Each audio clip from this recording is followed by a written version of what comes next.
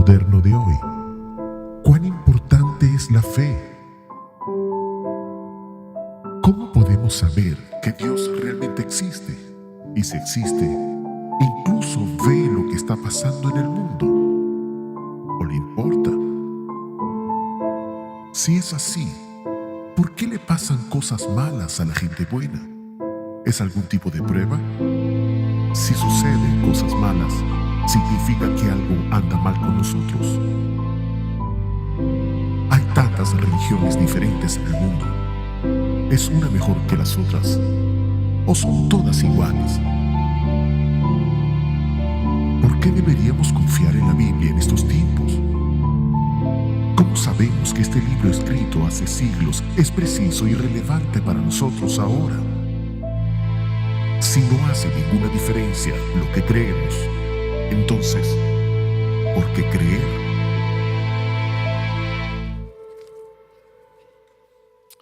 Pues buenas tardes nuevamente, bienvenidos a Sugar Creek. Nos encanta de que usted nos acompañe en esta tarde aquí y que usted sea parte de lo que Dios está haciendo en nuestro servicio. También bienvenidos a aquellos que nos están acompañando en línea y los que están viendo esta serie de mensajes a través de nuestros diversos canales como YouTube. Gracias por sintonizar a Sugar Creek en español. Pues antes de que entre de lleno a lo que voy a compartir en esta tarde, quiero hacer una invitación para todos los papás que tienen jóvenes en esta iglesia. Así que, ¿cuántos de los que aquí tienen jóvenes adolescentes como parte de su familia? Levante la mano un momento. Tenemos un montón. Pues tengo una invitación especial para cada uno de ustedes. La próxima semana, después del servicio, queremos invitarles a comer. ¿Ok? Queremos invitarles, en realidad no es solo a comer, es a una reunión. Y en esa reunión queremos platicar con ustedes acerca de nuestro ministerio de jóvenes. Porque como iglesia, una de las cosas que nosotros creemos, uno de nuestros valores son altas expectativas. De manera que todo lo que nosotros hacemos queremos hacerlo con la máxima excelencia posible. Y nosotros también queremos dar un vistazo a lo que hemos estado haciendo en nuestro ministerio de jóvenes, cómo estamos yendo en cuanto a el trabajo que estamos haciendo con sus jóvenes, con sus hijos. Y por esa razón, la próxima semana vamos a tener una junta después del servicio para los papás que tienen hijos adolescentes, que son parte de nuestro ministerio de jóvenes de Life, para que podamos platicar acerca de lo que usted ha estado viendo, la manera en la cual usted se siente con sus hijos, lo que sus hijos le han expresado. Y posteriormente, en un par de domingos a las 11 de la mañana, nuestros jóvenes van a tener la oportunidad de también tener una reunión solo con ellos y nuestros pastores de jóvenes, para que puedan también tener una plática y saber cómo estamos yendo en cuestión de nuestro ministerio de jóvenes. Es muy importante que tú vengas a esta reunión, porque es tu oportunidad de expresar cómo estamos yendo y las cosas que necesitamos mejorar como ministerio de jóvenes. Y por esa razón, en la reunión de la próxima semana van a estar nuestros pastores de jóvenes ahí. Yo estaré también presente, pero es una gran oportunidad para que cada uno pueda expresar y ayudarnos a que como iglesia podamos cada vez hacer un mejor trabajo con nuestros jóvenes. Muy importante que nuestros jóvenes puedan ir adquiriendo ese fundamento de la fe que les acompañe el resto de sus vidas. Así que la próxima semana haga planes de estar aquí después del servicio, y también tendremos un poco de comida para que usted se quede para esa reunión. Pues hoy entonces estamos en la primera parte de esta serie, ¿por qué creer?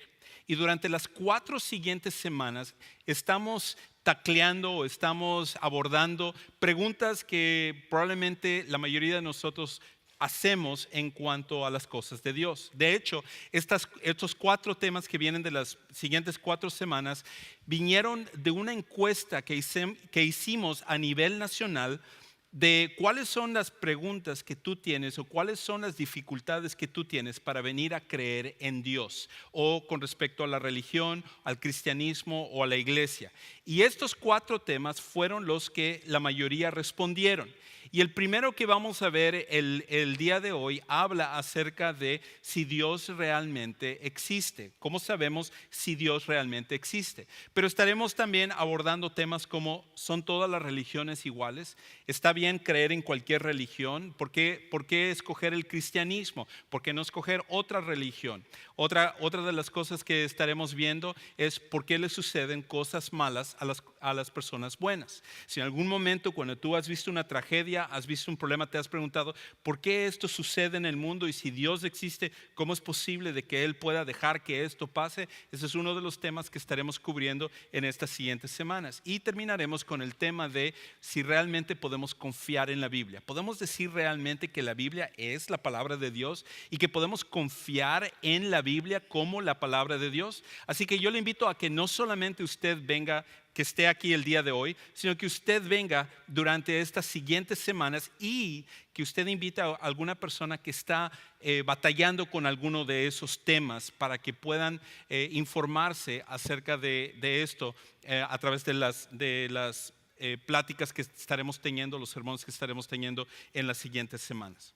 Ahora, si tú estás aquí el día de hoy y tú no eres una persona que te consideras un seguidor de Jesús, inclusive a lo mejor tú estás aquí por una invitación o algo, pero ni siquiera te consideras religioso, y una de las cosas que tú dices es yo no creo en Dios porque ¿cómo es posible reconciliar la existencia de Dios con la ciencia, con los avances modernos y cómo saber que ese Dios existe si no hay evidencia acerca de ese Dios? Ese es el tema que nosotros vamos a abordar el día de hoy. Ahora, muchas de las cosas que estaré usando el día de hoy van a ser muy diferentes a lo que normalmente hago. Si tú eres parte de Sugar Creek, tú sabes que normalmente yo tomo un pasaje de la Biblia y lo explico y trato de aplicarlo. El día de hoy no voy a estar haciendo eso, sino que más bien lo que voy a hacer es manejar 3 argumentos principales que creo que nos van a ayudar a poder hablar acerca de este tema de la evidencia de la existencia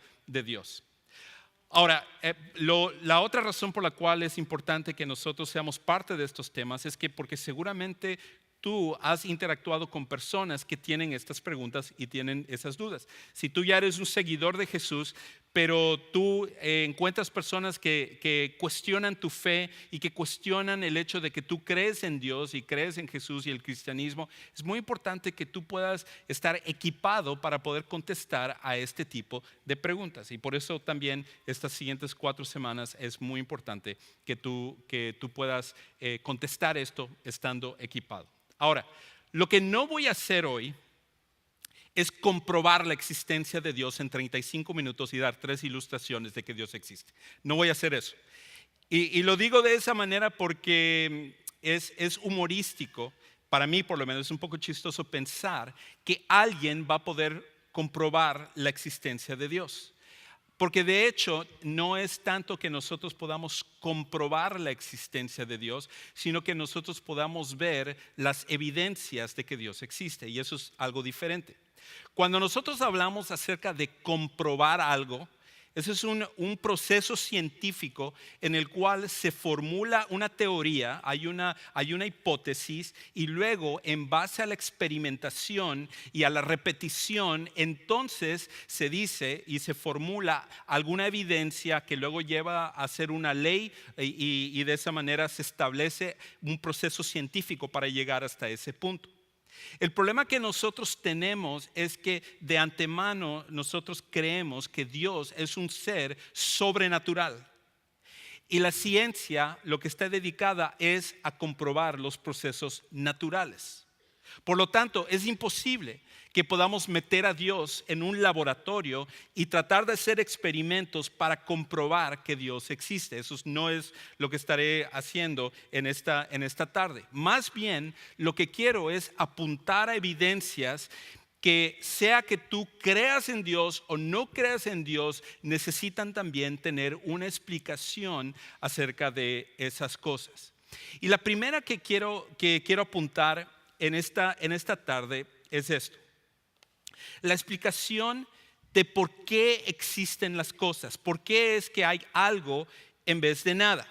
Entonces, el primer punto es esto: la necesidad de una primera causa no causada apunta a la necesidad de Dios. La necesidad de una primera causa no causada apunta a la necesidad de Dios. Ahora, esto es algo que todos nosotros sabemos de una forma lógica. Esto es algo por sentido común. Si algo ha venido a existir, tiene que haber una causa que lo pueda producir. Nosotros lo conocemos como el proceso de causa y efecto. Y por lo tanto, todas las cosas en nuestra vida se manejan de esa manera. Nosotros sabemos que cuando vemos algo, tiene que haber una explicación de cómo eso vino a existir. Ahora, de antemano alguien puede decir, bueno, entonces, ¿qué fue lo que produjo que Dios existiera? Y es ahí una pregunta mal formulada. Porque cuando hablo acerca de la explicación de causa y efecto se aplica para las cosas que han venido a llegar a existir. Y en este caso, Dios es lo único que nunca tuvo un comienzo. Dios es lo único que nunca vino a tener una primera causa, nunca vino a comenzar a existir. Por lo tanto, el proceso de causa y efecto, como lo planteé hace un momento, es que todo lo que viene a existir tiene que tener una causa, y ese es el efecto. Y en este caso, cuando nosotros empezamos a ver todo lo que está a nuestro alrededor, nosotros tenemos que preguntarnos qué fue lo que causó que todo lo que está a nuestro alrededor viniera a existir. En otras palabras, la pregunta fundamental que se hace entre los filósofos, por ejemplo, es esta. La pregunta fundamental que necesitamos contestar es: ¿por qué existe algo en vez de nada? ¿Por qué existe algo en vez de nada? ¿Por qué es que el universo está aquí? ¿Por qué es que nosotros existimos? ¿Por qué es que nosotros estamos aquí? ¿Por qué el universo existe de la manera en la cual existe? Ahora, la ciencia lo que puede hacer es ayudarnos a entender cómo los procesos naturales se llevan a cabo. Pero la ciencia no puede contestar por qué estamos aquí. Ese no es el campo de la ciencia. Eso ya más bien es campo de otras áreas del conocimiento humano, como la filosofía o la teología y otras áreas así. Pero la ciencia no puede decir: tú existes por esta razón, este es tu propósito en la vida. No, lo único que puede hacer la ciencia, siendo que está limitada, la ciencia no contesta todas las preguntas. La ciencia solo nos puede decir por qué las cosas funcionan de cierta manera, pero no nos puede decir por qué es que nosotros estamos aquí, porque eso tiene que ver más con un propósito. Y cuando se trata acerca de propósito, ese no es el campo de la ciencia. La ciencia solo mide procesos y cómo se dan las cosas, pero no propósitos por el cual existen las personas o las cosas. De antemano, la ciencia no puede contestar todas las cosas. Este es un ejemplo de ello. Pero hay muchos ejemplos que podríamos hablar acerca de la limitación de la ciencia. Porque si tú estás aquí y tú dices: yo no creo en ninguna cosa que la ciencia no pueda comprobar. Mi pregunta es eso: ¿cómo llegaste a formular eso? ¿En qué te basaste para hacerlo? ¿En ciencia? No. Había un sentido común que tú llegaste para partir de esa base para llegar a ese punto. De hecho, las leyes de la lógica no fueron formuladas por la ciencia, y la lógica, que es el pensar correctamente, es lo que todos nosotros utilizamos de una forma intuitiva todos los días para poder afrontar todo lo que hay en la vida, la ciencia y todas las cosas. Pero la ciencia no creó las leyes de la lógica, simplemente llegaron a existir. Lo otro es, por ejemplo, la ciencia no puede comprobar la existencia del amor. ¿Ha pensado eso? La ciencia no puede comprobar la existencia del amor. Puede medir relaciones y puede medir ciertas cosas, pero no puede comprobar o descomprobar que el amor existe. Por lo tanto, la ciencia está limitado en cuanto a aquello que puede comprobar o no puede comprobar. Y cuando hablamos entonces acerca de Dios, no es que nosotros estamos haciendo una excepción. En realidad, esto es parte de las limitaciones de la ciencia. Ahora, lo otro que es interesante es que cuando se formula esta idea de por qué existe algo en vez de nada, esto ha llevado a muchos científicos precisamente a cuestionar si pueden poner su fe, por decirlo de esa manera, en la ciencia nada más, o la ciencia necesita complementarse con otras cosas. Y a través del tiempo, científicos, algunas de las personas más brillantes de la historia humana, se tuvieron que preguntar acerca de esto, y muchos de ellos vieron que no había conflicto entre la ciencia y la fe, de que no era necesario escoger una sobre la otra, de que si en este caso tú eres un cristiano, tú tienes que creer en las cosas de la fe, pero tienes que abandonar la ciencia, o si tú eres un científico, tienes que abandonar las cosas de la fe y solamente creer en aquello que puede ser comprobado a través de procesos naturales.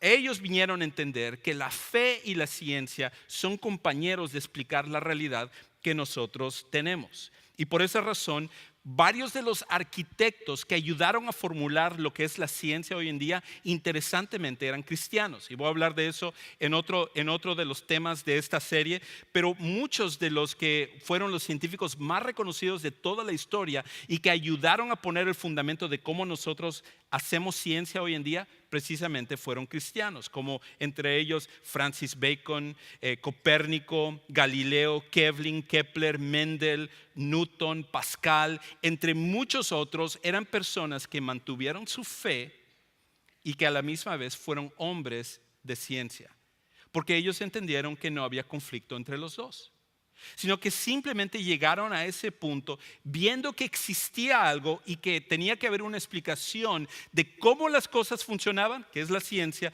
pero también había una necesidad de explicar por qué existen las cosas, que eso es algo que entonces tenemos que traer a Dios para traer una explicación correcta con respecto a esto. Es por esa razón que inclusive entre los científicos, más de la mitad de los científicos hoy en día creen en la existencia de Dios. 51% cree que hay algún tipo de Dios. No todos ese 51% son cristianos. Algunos creen simplemente que hay una fuerza superior, hay alguna mente que diseñó el universo. Pero es interesante que hasta dentro de los científicos, el 51% de los científicos llegan a esta idea de que tiene que haber algo más, tiene que haber algún ser que haya creado todo lo que existe. Y esa es la única explicación lógica cuando uno ve el universo. De hecho, una de las cosas interesantes con respecto a la idea del universo es la manera de que el universo no podía crearse a sí mismo. Si nosotros nos preguntamos cómo llegó el universo a estar aquí, una de las cosas que nosotros tenemos que decir es que el universo no pudo crearse a sí mismo. A veces eso es algo que algunos científicos quieren utilizar, y es la idea de que nada crea algo. ¿Cómo puede algo salir de la nada? Es imposible que eso pueda pasar, porque para que algo pueda existir, para que algo pueda crearse a sí mismo, tiene que existir antes de que exista, lo cual es absurdo, es algo que no tiene sentido lógico.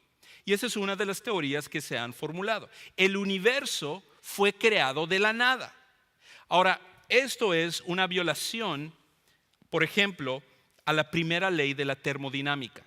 Y la primera ley de la termodinámica implica que la materia no puede simplemente aparecer o crearse a sí misma. Y eso no es algo que siquiera tú hayas tenido que estudiar las leyes de la termodinámica, pero porque tú sabes que si de repente aparece un conejo sobre esta mesa, tú no dirías, wow, increíble cómo el universo hace que aparezcan cosas del aire, de la nada.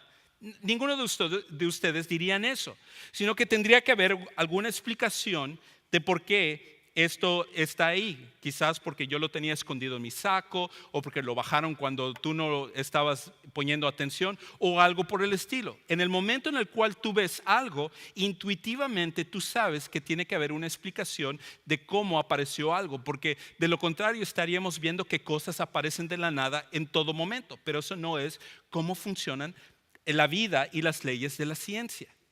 Por lo tanto, ¿cómo es posible entonces, si nosotros no creemos que las cosas aparecen de la nada, que el universo que contiene todas las cosas naturales que nosotros conocemos, de repente apareció de la nada. Es una contradicción a lo que las leyes científicas dicen. Y por esa razón, la primera ley de la termodinámica es una de las que contradicen esta idea. Ok, déjeme hacer una pausa. Sé que algunos ya están así, pero es muy importante que usted escuche esto, porque sé que muchas veces son temas un poquito difíciles de tratar, y de hecho yo de antemano no estoy aquí tratando de decir que yo soy un científico. Lo que sí es, tengo estudios en filosofía y eso me ayuda a entender algunos de estos temas, pero son temas que inclusive varias de ellas yo no lo entiendo. Pero la razón por la cual esto es tan importante otra vez es porque esto nos va a llevar a una cierta conclusión.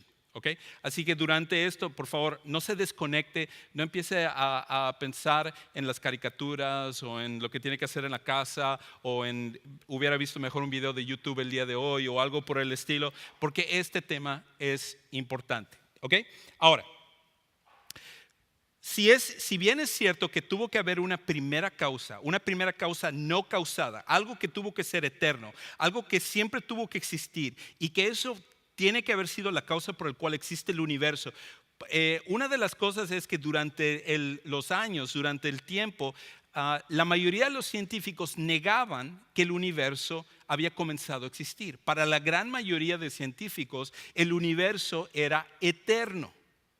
Y de hecho, el descubrimiento que el universo no es eterno, sino que tuvo un comienzo, implica que no pudo crearse por sí mismo. Por lo tanto, si el universo tuvo un comienzo, entonces algo o alguien externo al universo y no regido por sus leyes, tuvo que haber causado que el universo llegue a existir.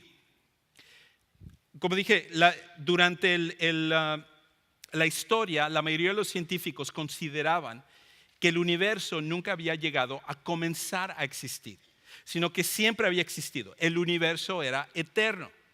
Interesantemente, todas las civilizaciones antiguas pensaban de la misma manera. Entre los babilonios, entre los romanos, los griegos, los egipcios, todos ellos hablaban acerca de que el universo era lo primero que existía y luego las personas venían a existir, o que el universo sí era eterno y que luego todo lo que nosotros conocemos entonces llegó a existir a través del universo. Nadie dudaba acerca de ello y los científicos ellos pensaban lo mismo, de que el universo siempre había existido. Y uno de los científicos más brillantes de todos los tiempos inclusive creía esto también, que era el doctor Alberto Einstein. Einstein, que había formulado lo que era la teoría de la relatividad, dentro de su teoría de la relatividad consideraba que su fórmula comprobaba que el universo siempre estaba en un estado estático, que estaba en un estado sin cambiar, que el universo era completamente eterno. Y no fue hasta aproximadamente, y él formuló esta teoría en 1917, no sería hasta unos pocos años después de eso que un astrónomo que se llamaba Edward Hubble, que de hecho hay un famoso telescopio aquí en Estados Unidos que se llama el telescopio Hubble, que es nombrado para Edwin Hubble, que habla de que Edwin Hubble, cuando él tomó la teoría de la relatividad y a través de sus estudios que él estaba haciendo en el cielo, se dio cuenta que los planetas y las galaxias no estaban en un estado estático, sino que más bien estaban en un estado de moción, de que estos se estaban separando. Y por lo tanto, si había movimiento en el universo, significaba que en algún momento todos ellos habían comenzado de un punto común. Y a través de eso, él, al igual que varios otros científicos, formulan lo que hoy conocemos que es el Big Bang.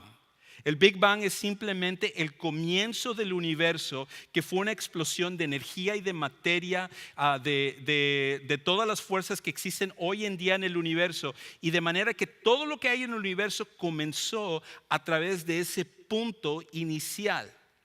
Ahora, cuando Einstein escuchó acerca de lo que era el Big Bang, él mismo se opuso al Big Bang, porque eso significaba de que si había un principio del universo, entonces la única manera de explicar un principio del universo significaba que alguien tenía que haber hecho el universo. Y la mayoría de los científicos, igual que él, se opusieron igual. Pero con el tiempo, hasta Einstein tuvo que reconocer que el Big Bang mostró que el universo siempre ha existido.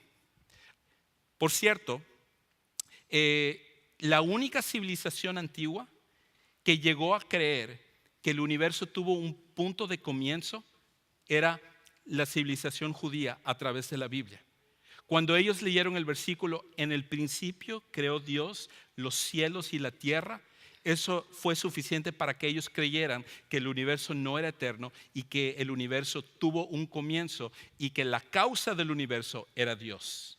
Eran los únicos. Que Dios había creado de la nada algo y que Él era la primera causa no causada por el cual existía el universo.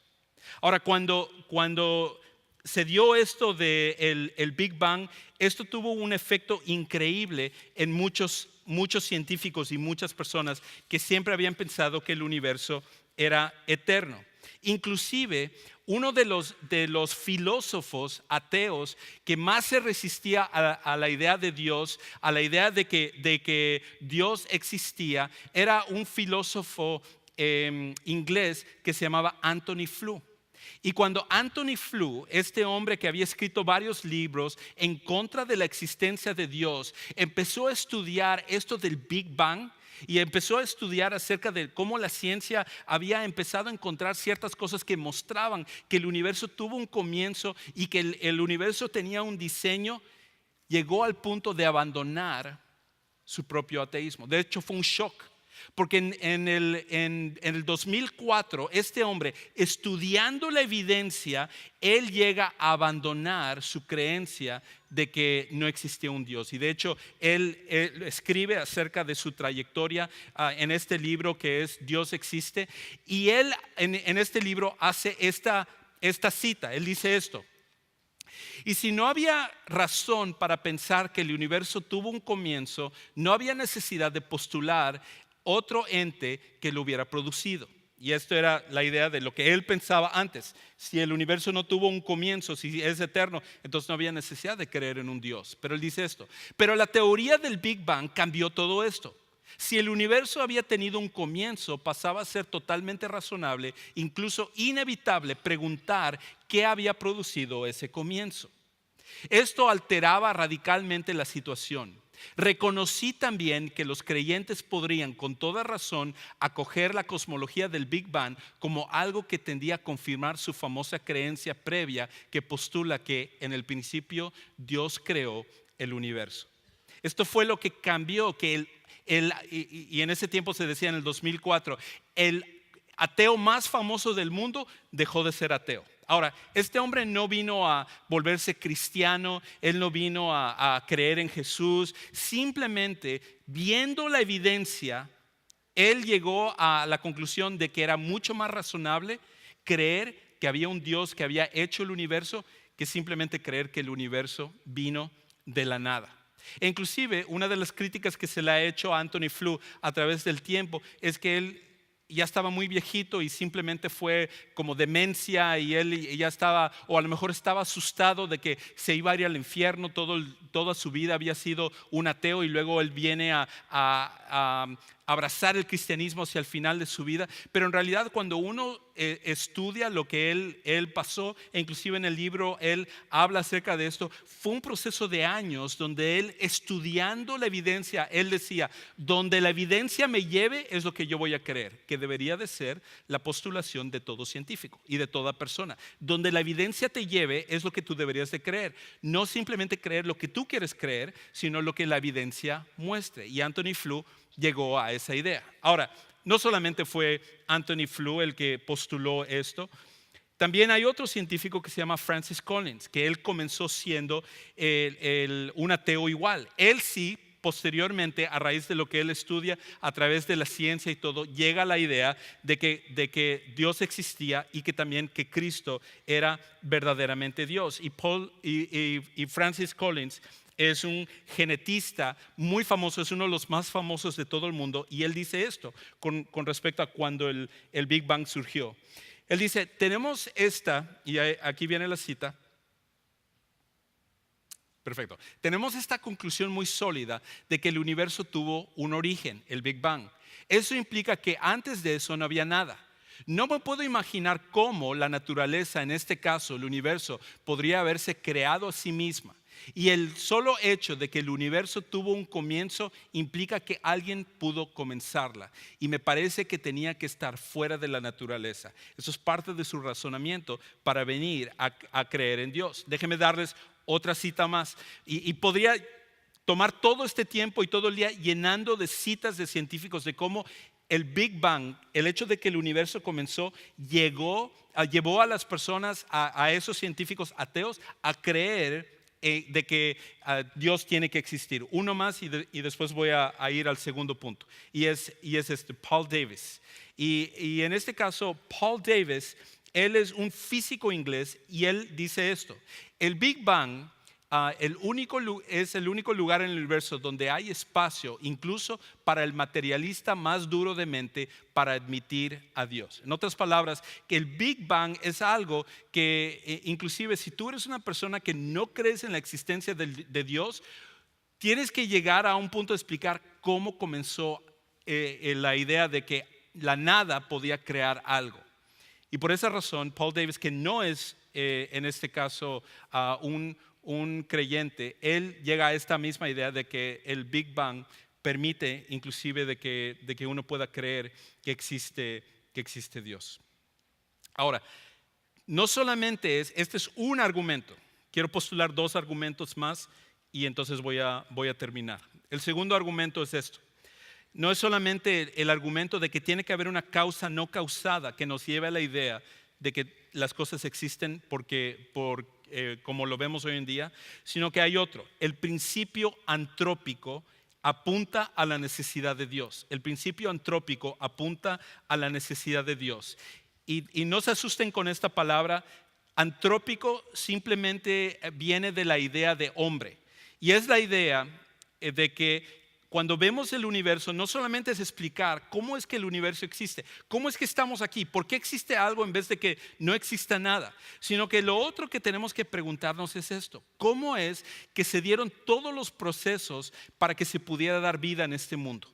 Porque a través del tiempo se han hecho muchos proyectos, como el proyecto SETI de famoso científico Carl Sagan, donde ellos lanzaron satélites y empezaron a investigar en otros lados del universo para ver si existía vida en otros planetas. Y hasta el día de hoy no hay nada que muestre que siquiera hay una bacteria en otro planeta. ¿Cómo es que se dieron todos los procesos exactos, lo que se llama el ajuste fino, o todas las cosas que estuvieran exactamente diseñados para que nosotros pudiéramos estar aquí, para que pudiera haber vida en este mundo? ¿Cómo explicas eso? No solamente cómo el universo llegó, sino cómo se dieron todas las cosas para que la vida se diera como nosotros lo conocemos hoy en día. Entonces, en esta idea del principio antrópico, lo primero es esto: el universo muestra que tiene un diseño, por lo que tiene que existir un diseñador. Eso significa que estamos aquí a propósito, no por accidente. El universo, que a raíz de la explosión del Big Bang, toda la materia, toda la energía es creada, no solamente es en un orden aleatorio o algo que había creado un caos, sino que todas las cosas que existen siguen reglas, siguen principios regulares. Y la pregunta es: ¿cómo es que se dieron todos esos procesos dentro del universo? ¿Cómo es que todo esto sobre todo llevó a que pudiera haber vida en este mundo?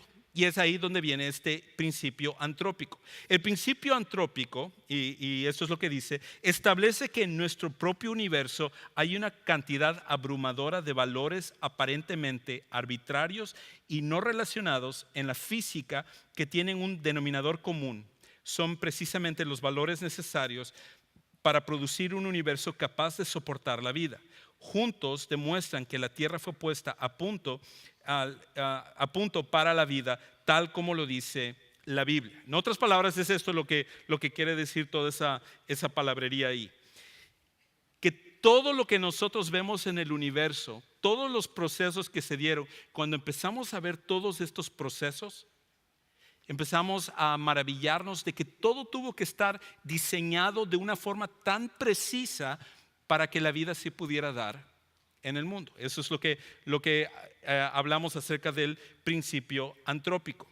Y los científicos a través del tiempo al verlo han dicho lo mismo. Por ejemplo, uno de los científicos que estudiando esto del principio antrópico, que es Freeman Dyson, que él es un físico y matemático, él dice esto: cuanto más examino el universo y los detalles de su arquitectura, más evidencia encuentro de que el universo en algún sentido debe haber sabido que venimos. Pero eso no tendría sentido de que el universo es un ser vivo que sabía que íbamos a venir. Más bien, alguien tuvo que diseñar el universo para que pudiera estar preparado para que nosotros pudiéramos estar aquí con vida en este mundo. Entonces, una manera de explicar esto es de la siguiente manera. Si me ponen el siguiente acetato, hay varias fuerzas constantes que se dan en el universo, 26. Ahora, si tratas de leer eso, probablemente te va a dar un dolor de cabeza. Y hay varias inclusive que yo no entiendo. Pero en este momento la ciencia ha descubierto que hay 26 constantes que se tienen que dar para que pudiera haber vida en este mundo. Y la cuestión es que cada vez que pasa el tiempo se encuentra una nueva constante o se encuentra una subcategoría de esas constantes. Y cada una de estas 26 tienen que darse de forma precisa para que nosotros pudiéramos tener vida en este mundo. Por ejemplo, el electromagnetismo, la gravedad, la fuerza nuclear fuerte, la fuerza nuclear débil. Todas estas son parte de estas constantes que al final permiten que la vida se pueda dar en este mundo. Ahora, esto es lo increíble con respecto a esto. Imagínate que hay una pared de perillas, ¿ok? Una pared que está llena de perillas. Y vamos a decir que estas perillas tienen que estar puestas exactamente, sin que se mueva ni siquiera un poquito, para que pudiera haber vida en este mundo. Ahora, quizás eso dirías, bueno, eso no es tan asombroso. Pero imagínate que esta pared de perillas fuera de 1 millón de millas de ancho y 1 millón de millas de alto. Y que cada una de esas perillas no puede moverse ni siquiera un poquito para que se pudiera dar vida en este mundo. Esa es la probabilidad de que las 26 constantes se dieran exactamente como tenían que darse para que tú y yo pudiéramos estar en este mundo. Y la pregunta es, ¿cómo fue esto así? O sea, ¿sucedió nada más de una coincidencia porque el universo decidió así hacerlo? Hay otra forma de ilustrarlo. Hay un famoso filósofo que se llama Alvin Plantinga y él lo formuló de esta manera. Imagínate, yo sé que ninguno de aquí juega barajas, pero y si es así, ven a hablar conmigo después. No es cierto. Para que juguemos juntos. No es cierto. Pero imagínate que tú estás jugando barajas, ¿verdad? Y tú sacas 4 ases, ¿ok? Sacas los 4 ases. Obviamente eso es algo increíble que tú saques 4 ases. No hay nada asombroso acerca de ello si estás jugando, por ejemplo, póker o algún juego, ¿verdad? Lo increíble sería si tú sacaras no 4 ases, sino que tú sacaras 4 ases 20 veces seguidas. ¿Okay? Si tú sacaras 4 ases 20 veces consecutivas, no solamente eso sería asombroso, sino que las personas que están contigo estarían diciendo que eres un tramposo. Es un tramposo, algo estás haciendo. Porque nadie saca 20 ases, 4 ases seguidas. Quizás uno puede hacerlo 2 veces. Quizás la probabilidad acerca de que lo saques 3 juegos seguidos es algo muy improbable. Pero 20 veces seguida la probabilidad es casi nula. Pues la probabilidad de que las 26 constantes del universo estuvieran exactamente reguladas a como debían de estar para que se diera la vida en este mundo es mucho más alto a que si tú sacaras 20 veces 4 ases seguidas en un juego de póker. La pregunta es ¿cómo es que esto se pudo dar?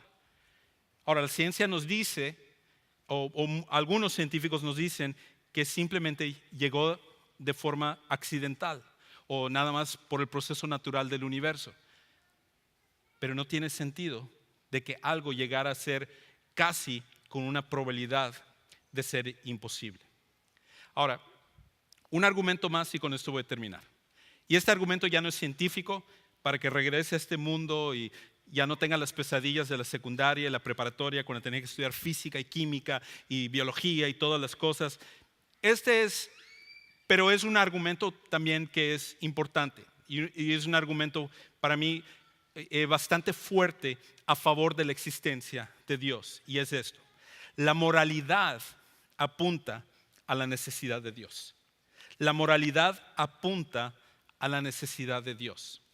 No solamente es cuando vemos que el universo está aquí y nos preguntamos cómo llegó el universo, de dónde salió el universo. No es solamente viendo las leyes naturales y las constantes del universo que tuvieron que ser de un ajuste tan fino y tan preciso para que se diera la vida, y que si una nada más hubiera sido un poquito diferente, ninguno de nosotros estaríamos vivos aquí, que todos esos procesos se dieron, sino que algo más del día al día, más común, que es la moralidad.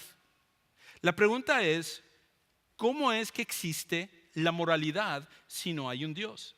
Y la moralidad apunta de que tiene que haber un Dios, porque lo primero es que todos nosotros estaríamos de acuerdo de que tenemos un sentido del bien y del mal, que no procede de preferencia personal. Todos nosotros, independientemente de quiénes seas, tenemos un sentido del bien y del mal. Ahora, alguien puede discutir y decir, sí, pero lo que tú consideras bien, yo lo considero mal, o lo que tú consideras mal, yo lo considero bien, o lo que sea. Y está bien, voy a conceder ese punto en este momento, porque al final lo único que quiero que tú concedas, que tú estés de acuerdo, es que todos nosotros decimos que existe un bien y mal, y no es de preferencia personal. Porque algunos argumentos que han salido, especial en los últimos tiempos, es que nuestro sentido del bien y del mal tiene que ver con cultura, tiene que ver con la cultura donde nosotros estamos. Y por lo tanto, si crecemos en una cultura, nuestra idea del bien y del mal va a ser diferente a otra cuestión de vivir en otra cultura. Pero la realidad es de que, primero que nada, todos nosotros sabemos de que existe el bien y el mal. Por esa razón, tú a veces dices, no, es que eso el bien y del mal, eso es algo muy personal y cada uno formula su bien y su mal. Pero entonces, ¿por qué es que, por ejemplo, cuando a cualquier persona le despiden de forma injusta, la persona dice, eso está mal, eso está mal? ¿De dónde sacó eso? ¿De dónde es la idea de que eso estuvo mal? Cuando tú estás manejando en el freeway, estás viniendo a Sugar Creek y estás contento de que vas a venir acá el día de hoy, a lo mejor viniendo para acá, y se te mete otro carro enfrente y casi chocas, tú no dices, bueno, su idea del bien y del mal era algo diferente al mío. No, tú dices, eso estuvo mal, eso estuvo mal. Porque hay algo en nosotros donde nosotros sabemos que algo está bien y algo está mal. Por esa razón, todos nosotros hemos podido estar en acuerdo de que, por ejemplo, gente como Hitler estaban mal, y gente como, por ejemplo, una Madre Teresa de Calcuta estuvieron bien, porque dedicaron su vida a tratar de ayudar a otras personas, dejando a un lado teología o lo que tú quieras, pero creo que todos nosotros estaríamos de acuerdo que Hitler y la Madre Teresa de Calcuta no fueron el mismo tipo de personas. Todos nosotros estaríamos de acuerdo que uno estuvo bien y uno estuvo mal. Ninguno de nosotros estaríamos diciendo, por ejemplo, que Mao Zedong, que llegó a ser el líder de la China, que fue el asesino más grande de todos los tiempos, porque bajo su régimen murieron 60 millones de personas. Ninguno de nosotros estaríamos diciendo que Stalin estuvo bien, o que Mao Zedong estuvo bien, o Stalin, por ejemplo, en la Unión Soviética, que él mató a 40 millones de personas abajo de él, estuvo bien. O Hitler, como ya mencioné, que mató a 30 millones de personas, incluyendo judíos, pero muchas otras personas, bajo el tiempo en el cual él estuvo en Alemania, campos de concentración y todo eso, él estuvo bien. Nadie diría esto, nadie diría, bueno, los campos de concentración fue una cuestión cultural para Hitler. Era el tiempo en el cual él vivía. Entonces, ¿quiénes somos nosotros para juzgar a Hitler con todas esas millones de personas que él mató? Nadie diría eso. Porque al final, nuestro sentido del bien y del mal es algo que todos nosotros tenemos. Interesantemente, la Biblia tiene algo que decir con respecto a eso. La Biblia dice que Dios ha puesto la ley en el corazón de todas las personas. Que todos nosotros tenemos una idea de que hay algo bueno y hay algo malo. Por lo tanto, quizás tú estás diciendo, ok, entonces estás diciendo de que es necesario creer en Dios para ser moral. No estoy diciendo eso. He conocido gente a través del tiempo que aunque no creen en Dios, son morales en áreas de su vida. No es necesario creer en Dios para que algunas personas puedan ser morales, pero sí es necesario creer que Dios existe para creer que la moralidad existe, porque de lo contrario sería completamente absurdo creer en la moralidad si no existe un Dios. Porque de hecho, si nosotros seguimos esta línea de que la moralidad es simplemente el producto del universo y la evolución y todo eso, y que todo es simplemente un reflejo de la cultura y todo lo contrario, y todas estas cosas estos argumentos que están a favor de explicar la moralidad, entonces al final, ¿por qué te molestas cuando alguien hace algo mal? Si alguien viene y al final quita tu herencia, te despiden de tu trabajo, matan a alguno de tus seres queridos, ¿por qué te vas a molestar de que está mal con eso? Porque al final lo único que tienes que decir es, el universo al final decidió que las cosas tenían que ser así, pero ninguno de nosotros lo hacemos. Porque hay un sentido de bien y mal que ya está dentro de nosotros. Y de hecho, las leyes científicas no nos ayudan para explicar la moralidad, porque las leyes científicas nos dicen las cosas como son, pero las morales nos dicen cómo deberían de ser. Por lo tanto, la ciencia no es algo que nos pueda ayudar a explicar la moralidad. Y luego esto, sin Dios la moralidad sería imposible, porque es necesario que exista un estándar universal. Por esa razón, en todas las civilizaciones antiguas había esta idea de que el asesinato estaba mal, de que había que honrar a padre y madre, de que una persona que es mentirosa está mal. Todos estos estándares eran universales en todas las civilizaciones antiguas, porque hay algo dentro de nosotros que nos dice de que hay un estándar que fue dado por alguien. De hecho, el famoso escritor C.S. Lewis, que comenzó también como un ateo, en uno de sus libros, Mero Cristianismo, él habla acerca de esto y él dice esto. Él dice, mi argumento contra Dios era que el universo parecía tan cruel e injusto y por esa razón él no creía en Dios. Yo no creo en Dios porque mira cómo está el universo y todo está mal y todo. Pero ¿de dónde tengo yo la idea de justo e injusto? Un hombre no llama a una línea torcida a menos que sepa lo que es una línea recta. En otras palabras, la misma idea de moralidad, de que yo pueda decir eso está mal o eso está bien, habla de que en nosotros hay este sentido del bien y del mal. Y que no fue algo que simplemente surgió del universo, la evolución o alguna otra cosa, sino que es algo que ha sido puesto en nosotros. La mejor explicación que yo tengo para todas estas cosas es esto. Romanos capítulo 1, versículos 19 y 20. Pero lo que se conoce acerca de Dios es evidente dentro de ellos, hablando de toda la humanidad, pues Dios se lo hizo evidente, porque desde la creación del mundo, sus atributos invisibles, su eterno poder y divinidad se han visto con toda claridad, siendo entendidos por medio de lo creado, de manera que ellos no tienen excusa.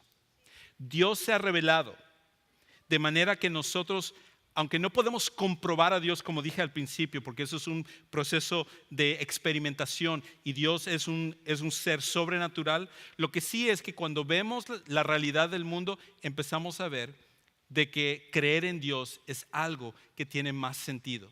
De hecho, que nosotros podamos creer que Dios existe. Ahora, si hay alguien aquí tú estás aquí y a lo mejor tú no eres un seguidor de Jesús, al contrario, tú viniste acá pensando de que no existe Dios y todo. Yo quiero hacerte una invitación. Yo quiero hacerte una invitación para que tú explores este tema, para que tú puedas informarte más acerca de los argumentos del otro lado.